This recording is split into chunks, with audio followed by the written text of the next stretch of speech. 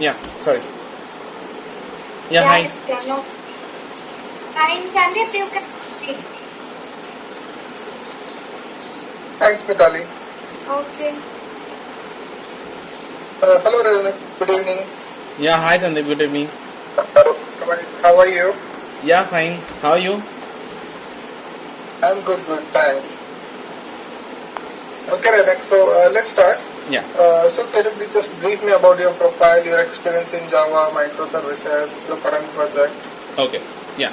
As you can see, actually, I'm currently working in TCS for the last 5.5 years now, and we are working for JD Williams, which is a UK-based retail account, and here we are actually means we are actually using we are actually for JD Williams. It's for like 5.5 years, means from the beginning.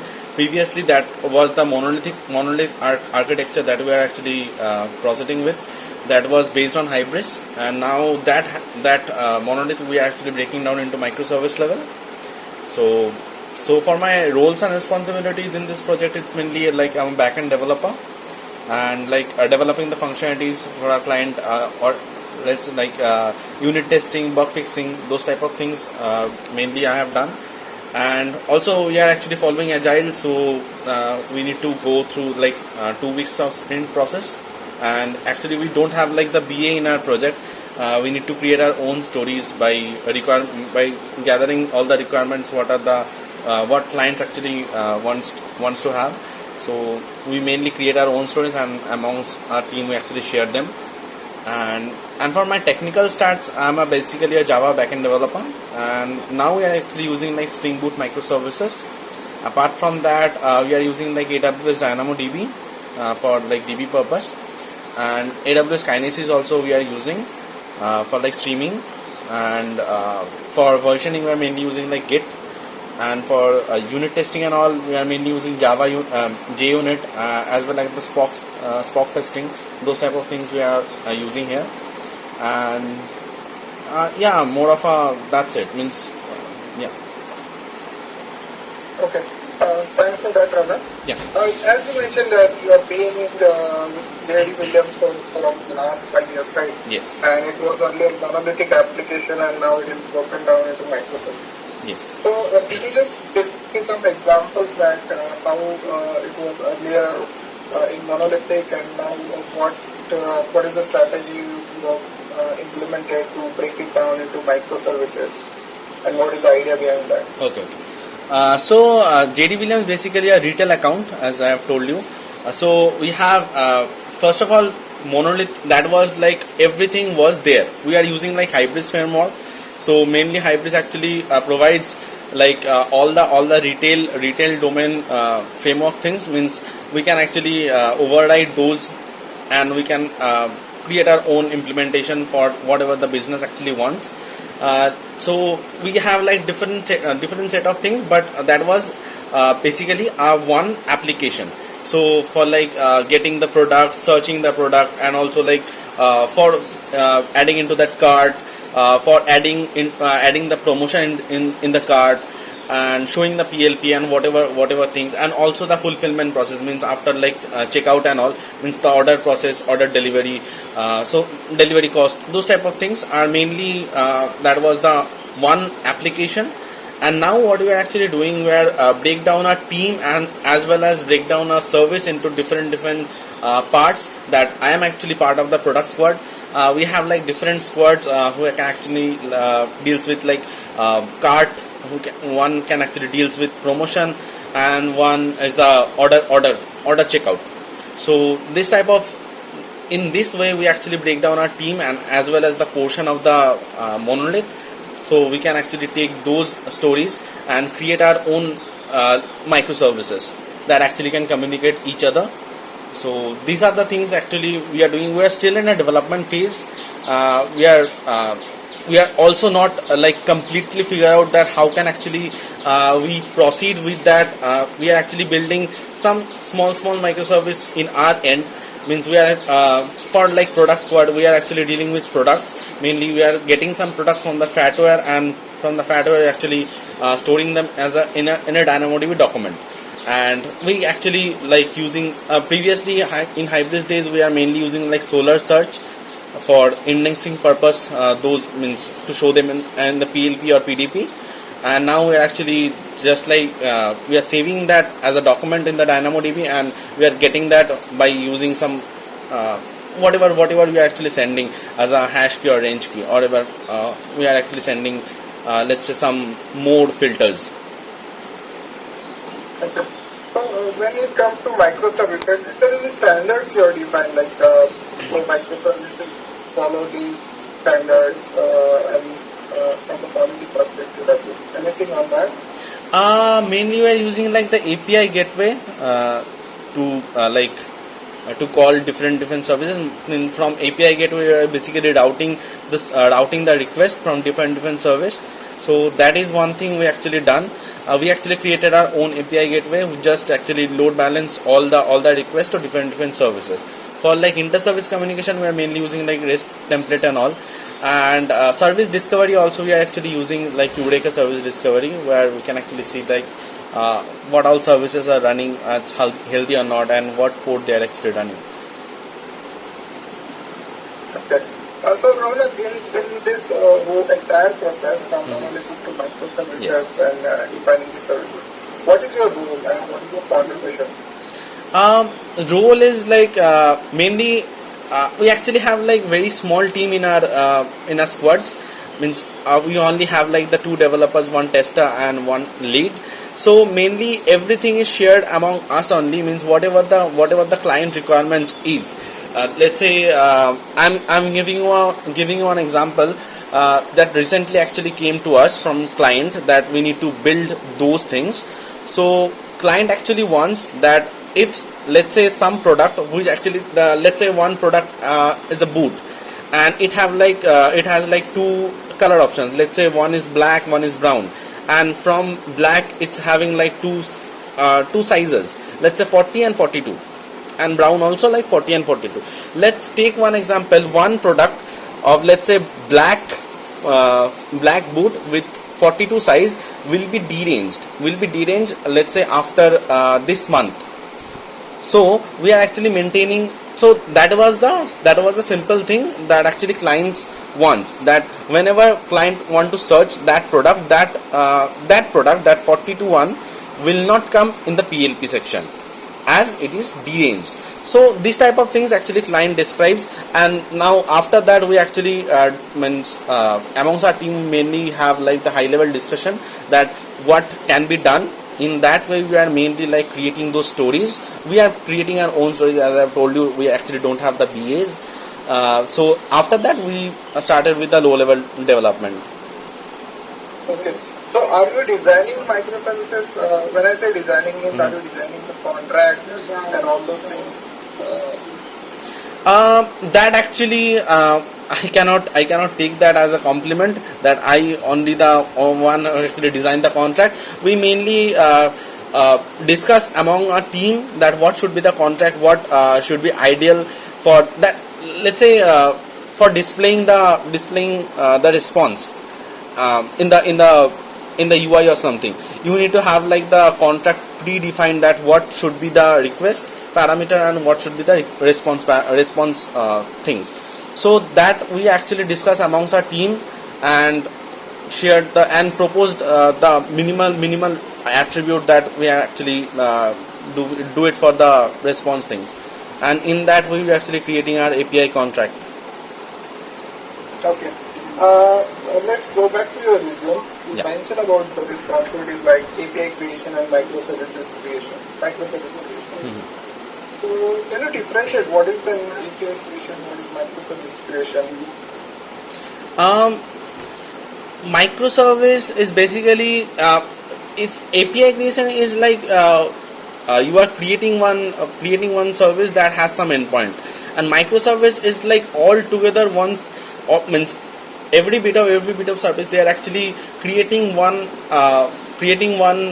what I can say, creating one field where they actually can communicate each other to do something valuable. That is like the microservice, where small services are communicating to each other and getting you the response.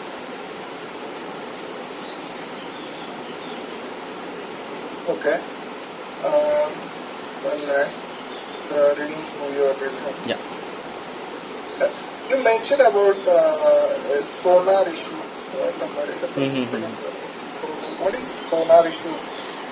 Um, Look, we actually have for like static analysis and all, we are mainly using like Sonar Cube. So whenever we actually deploy our code in the Git, so it automatically runs the Sonar job when we can actually see what are the critical issue and what is the coverage of that code that we are actually sharing of that repository basically, and what are the critical and major issues are there, and we also fix them means on that time, because we actually cannot upgrade it that code into the higher environment, so that we actually cannot do. So before like upgrade means sending into the higher environment, we are checking all the sonar issues as well, that everything is fine or not. If let's say some very minor issue, we actually don't deal with the minor issues, so we only deal with like critical, major and all. Most of the thing like the coverage one, we actually maintain like the 90% or more actually coverage. Yeah. So do you want to mention about any issue you found and you fixed with regards to sonar findings? So anything you want to share? On recent days I actually didn't find anything, but only thing I can actually remember right now, that is the null pointer issues, where we are actually not checking that null. It can be the object can be null, but we are not checking the null. We are actually using like the dot operator to get the attribute. So those type of things actually checks with the sonar and giving you that this is the critical issue, or it's I think major issues, whatever the thing, they actually provide you like that, like the null pointer issues also. Yeah, that kind of a thing actually, I can Okay. remember it right now. No worries, no problem. You mentioned about AWS as well. So are you using AWS in your current project? AWS we are actually using, but my exposure is in AWS is limited, very much limited. I am actually using like AWS DynamoDB and AWS Kinesis mainly. Okay. Uh, okay, that's fine, no problem. You mentioned about Docker. So can you explain me what is a Docker and what is this idea about Okay. Docker? Uh, Docker is basically a containers where we can actually run our all the services together. So that is basically a containerization, when it can be treated as a bucket, where we can actually store our means where we can actually put our all the service and run as a unit. Then you don't have to like use those service or run those service one by one docker file. We can actually create one docker compose file. We can actually have like all the sets of requirements, that which docker file it will gonna point. In that docker file we are maintaining that where is the jar in the target location. We are giving them the location path, and as well as the what are the commands we run. So in that way it can actually create one image for that service, and we can actually run that image, not exactly the service. We are actually running those images of those services with some different port, what we are actually maintaining. Okay.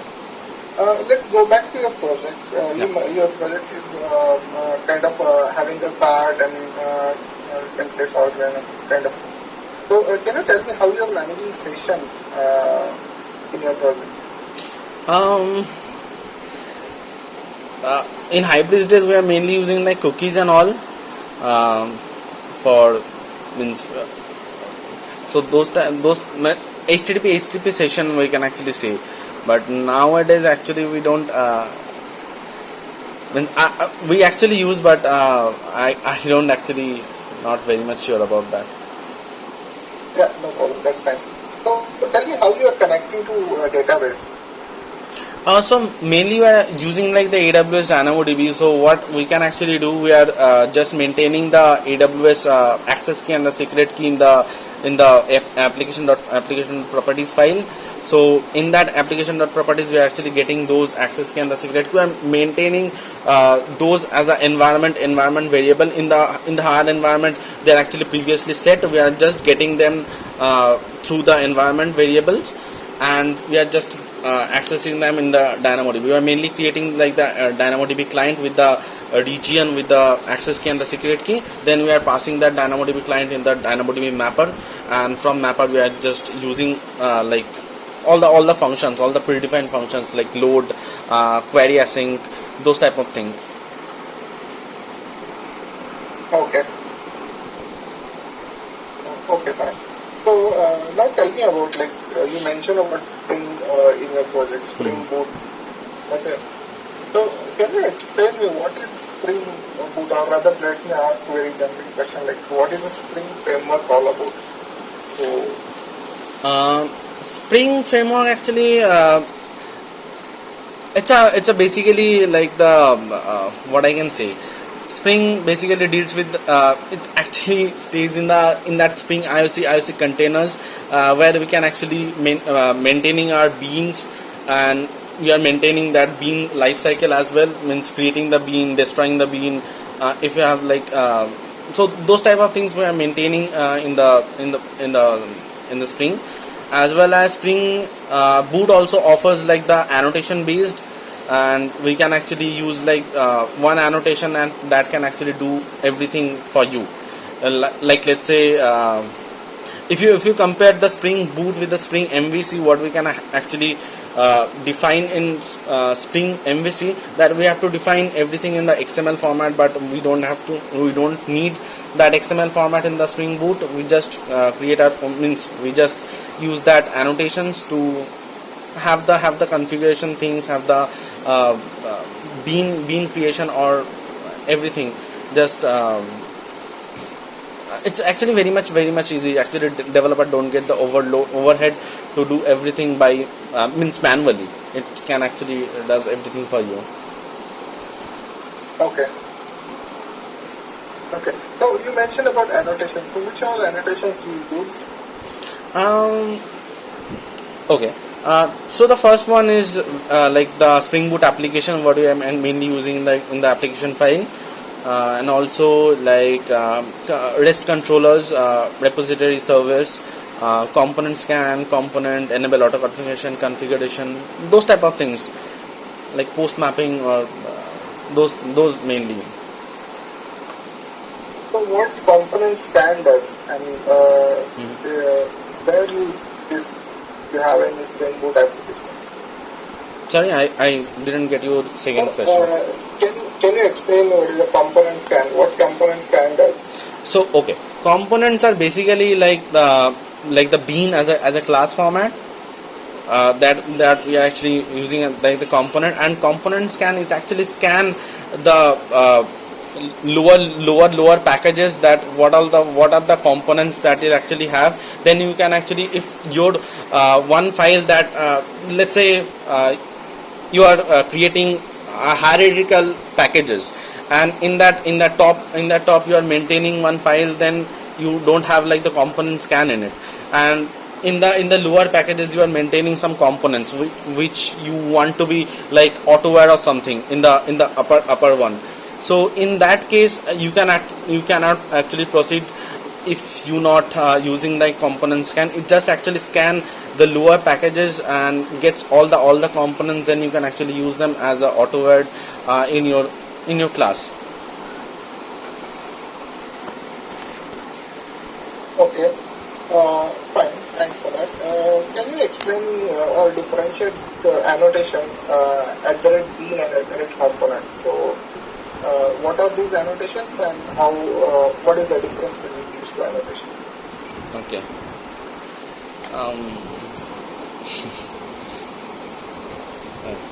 So bean is like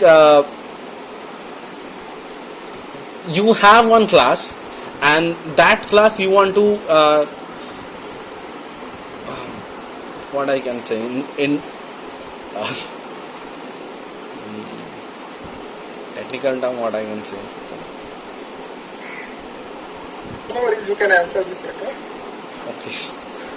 Um, So tell me, in your current project or microservices, what you are building, how you are handling exceptions?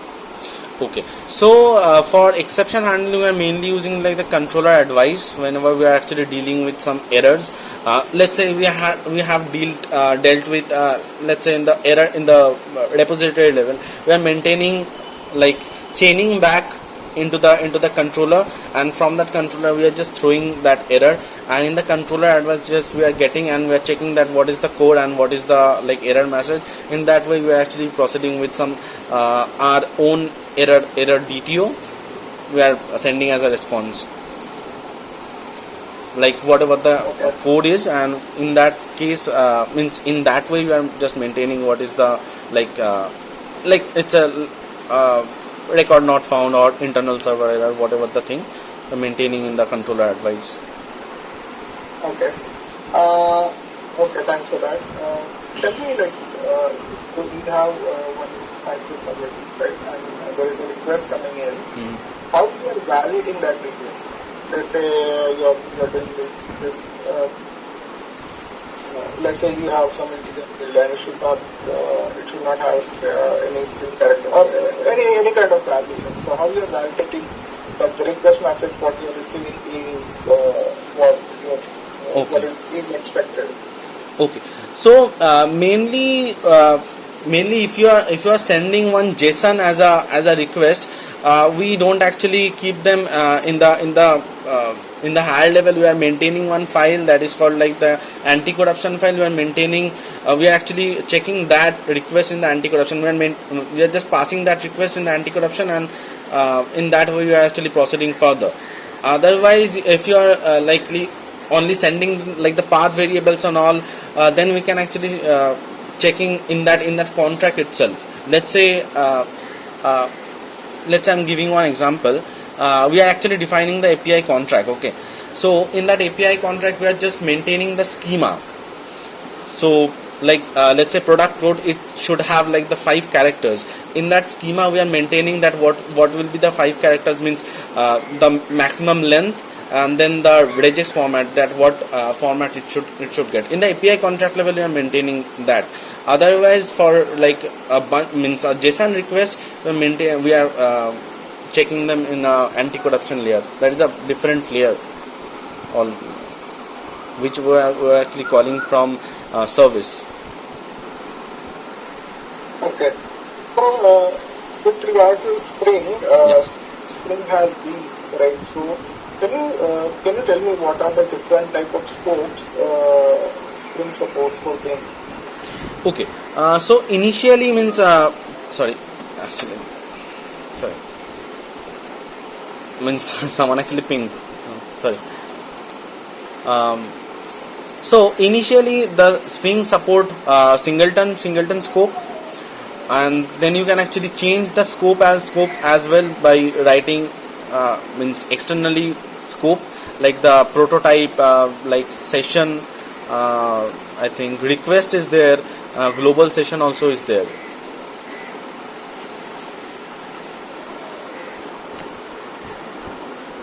Okay. Okay, 1 minute. I'll look at what I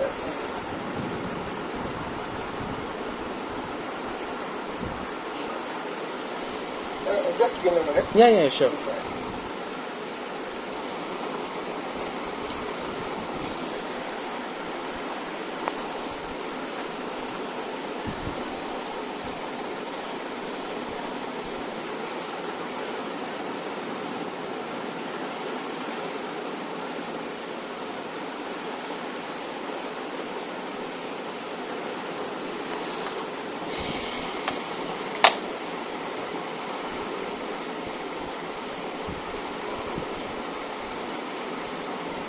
Okay, sorry for this. No, that's fine.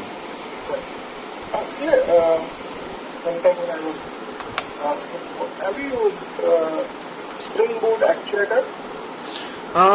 Actuator, I have the knowledge. Yeah, actually we are using actuator for like checking the health APIs and all. but honestly speaking, have not much used actuator. But yeah, health APIs we are mainly using actuator. Also, I think it uh, it helps you to understand the inside of the service, that what are the beans are there, like what are the components or like those things. Okay. Okay, fine. Yeah, Ron,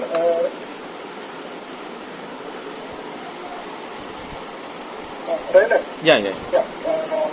Have you prepared any design documents ever? Like yeah. Design documents means. it's a high level document, low level document, any UML diagrams you created for your project? That actually means the lead actually do all those things, but we are actually providing all the inputs.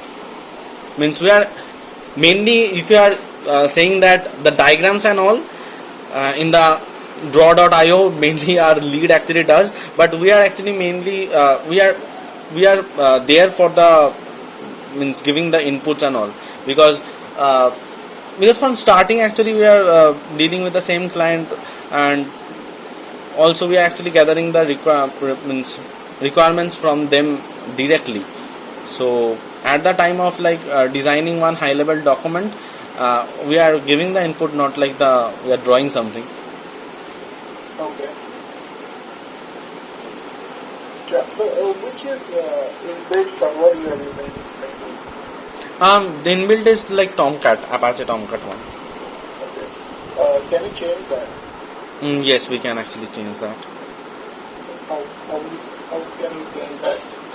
Okay, so mainly we are using like the Spring Boot application web. It actually comes with that only, and if you want to change that, you need to in the pom.xml only, you need to have like the exclude one. Then you need to pass that Tomcat version, Tomcat artifact ID and all. Then in that way actually like um, means it's excluding, means whenever it's running the dependency, that Spring Boot application web, so it just exclude the Tomcat server, and apart from that it's just taking those jar, means creating those jar and downloading those. And then if you want to like add something, then you just need to add that dependency, that server dependency. Let's say you are using like I think the jetty server is there, so you just need to add that dependency in the pom.xml. That will actually do better. Okay. Yeah, thanks for that, Ronak. Ronak, am I pronouncing your name Yes, correctly? it's actually correct. Means Okay. very few people actually pronounce my name correctly. And Okay. So which all collections you have used? um, mainly in our application we mainly use like the array list, hash map, hash set and all. So this type of collections we're mainly using. Um, Okay. So what is the difference between a list, set, and map? list, set and map. Okay. So map is actually taking like key as a key value pair, and list is taking normally one value, and set is also like taking one value, but list can actually take like the duplicates one also. Set cannot take the duplicate one. It can have one null value, but it cannot actually take the duplicate one. And for map, it can actually take one null value as one null key with multiple null values, but like for like set, map is also like taking uh, means identical keys. Okay. Okay. Fine. So have you used Hibernate by any chance? No, actually we are mainly using like Mainly. that AWS DynaDB NoSQL, so we are actually don't use like Hibernate and all. Okay. Any ORM tool apart from JPA? uh, we one service we are using like the PostgreSQL, so that I can actually tell about. Yeah, please go. Sorry, I didn't understand. Please go ahead. Okay, Please go ahead. okay. PostgreSQL is something like the RDBMS one, where we actually create our own database with the columns and all, with the structures predefined.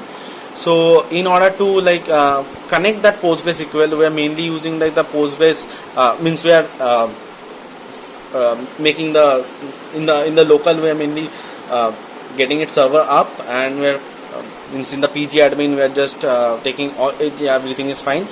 Then we are actually processing. If you want to connect that with the JDBC, then we'll just simply provide that in the application.property file, that which database it will gonna connect. I think there we can actually write like JDBC colon, then PostgreSQL, means the host name with the port and slash DB, that what DB will gonna point. Then you need to pass that Postgres username and password. So in that way we are mainly connecting. We are creating the pgsql dot connections, and we are passing the passing all the database name and the all the required things. Exactly, I'm not remembering it right now, because many days ago actually we used that was actually consist of like one service. That is why mainly not using much of the PostgreSQL. But those I can actually tell you. And we can actually use like the means for getting something from the DB. We are mainly querying like the normal query what we actually write for the RDBMS, like the select query. So we are maintaining like the prepare statement. In that prepare statement we are just passing that query, that pgsql dot query, and also the parameters with tuple in the tuple format. We are mainly passing them, and we are getting the rows basically. Okay. Exactly, I'm not 100% sure what I have told you, but these are the things what I can actually remember right now, that we are actually fetching the rows. Okay. Any design patterns you are aware about? Design patterns mainly use like the creation or design patterns only, like the factory pattern, like the singleton pattern, and these actually means. Okay. So can you explain me what is a factory pattern and when you use that? Yeah, okay. Factory pattern we are mainly using like, let's say you have like one interface and you have like multiple implementation of that. Then to get that what implementation actually you want, we are actually using like the factory pattern, where we are actually sending one key, and in that means from that key we are just checking that what is the requirement of the user. In that way we are just creating one implementation and just sending back the interface. So that is like the factory pattern does. Yeah, that's pretty much it. Okay. So you Jira in your project, right? Yes.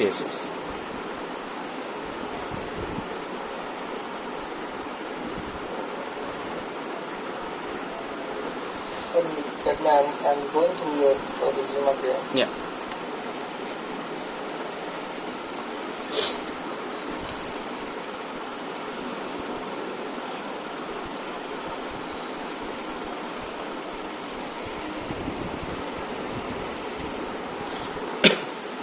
Okay. So tell me one last question. Yeah, sure.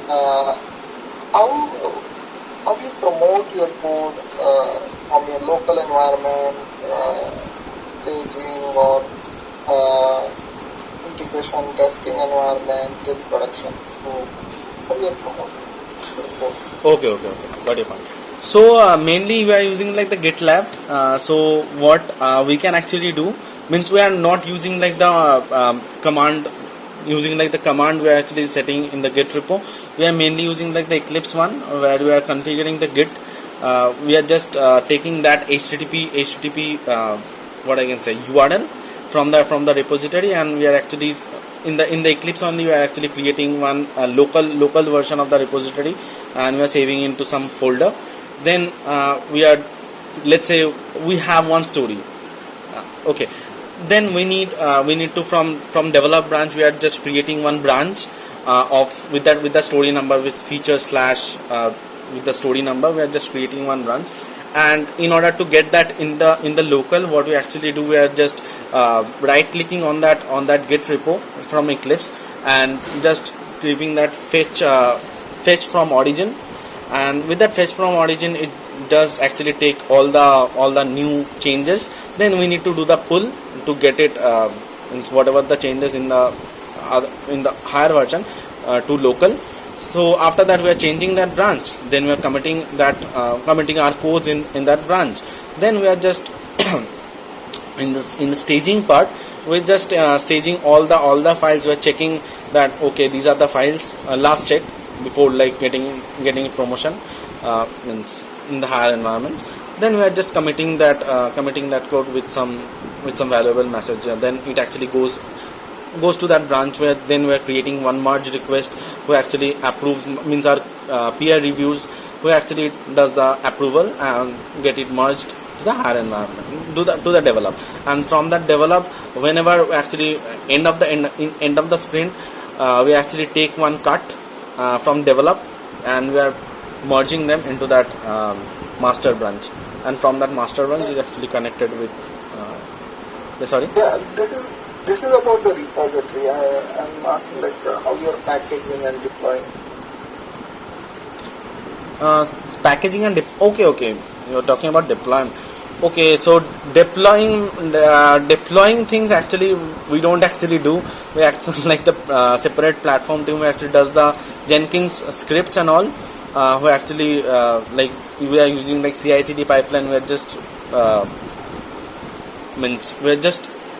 merging them into the repository, and the Jenkins script actually does all the things, like in the Docker hub, it actually push our code, and also like in the instance also it's actually push our code. So Okay. that actually I didn't actually do those things. We actually have like the separate platform team actually does the job. Okay, no problem. Okay, thanks Renan. Thanks. Thanks for your time. So I will share my feedback with examples then, and they will get back to you. Okay, thanks a lot. Thank you. Yeah, thank Have you. a nice day. Bye. Yeah, have a good day, you too. Thank you. Bye.